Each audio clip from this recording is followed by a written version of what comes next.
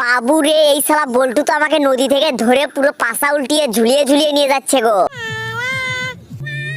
I দেখো অবস্থা, বল্টু যে আমার পাছায় আগুন লাগিয়ে দিয়ে কোথায় চলে গেল। এদিকে তো ভিতরে রান্না করার জন্যও কিছু দেয়নি। আরে সাব্বাস বল্টু, তুই তো অনেক বড় একটা মাছ ধরে নিয়ে এসেছিস রে। তাড়াতাড়ি আমার ভিতরে ঢুকিয়ে দিয়ে রান্না করে ফেল। ঠিক হয়েছে, শেখা তো লাগবেই। শালা আমার পিছনে আগুন লেগে দিয়ে মাছ ধরতে গেছিস তাই না? আরে মালকিন, তোমার মাথায় কি গোবর আছে নাকি? বল্টুকে রান্না করতে দিয়ে কোথায় কোথায় ঘুরে বেড়াও, নিজে রান্না করলেই তো হয়। আরে আরে মালকিন, আমাদের কথা তোমার মনে আছে? সেই কতদিন আগে আমাদেরকে ফেলে দিয়ে গেছো। এই বাবু, তোমরা ভিডিওতে লাইক করে চ্যানেলটি সাবস্ক্রাইব করে দাও তো। এই বল্টু, একটু আস্তে ঢুকা না। কতদিন পর যে আমাদের ভিতরে ঢুকতেছে, ভিতরে তো পুরো একটু সুরসুরি লাগতেছে।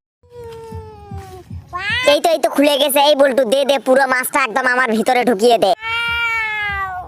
আই বাপরে, কত বড় রাক্ষস লোক দেখো, একবারে পুরো মাছটা রান্না করে খাবে। এই বাবু, তোমরা একটু কমেন্ট করে বলো তো তোমাদের পছন্দের মাছের নাম কি? তাড়াতাড়ি কমেন্ট করে বলো।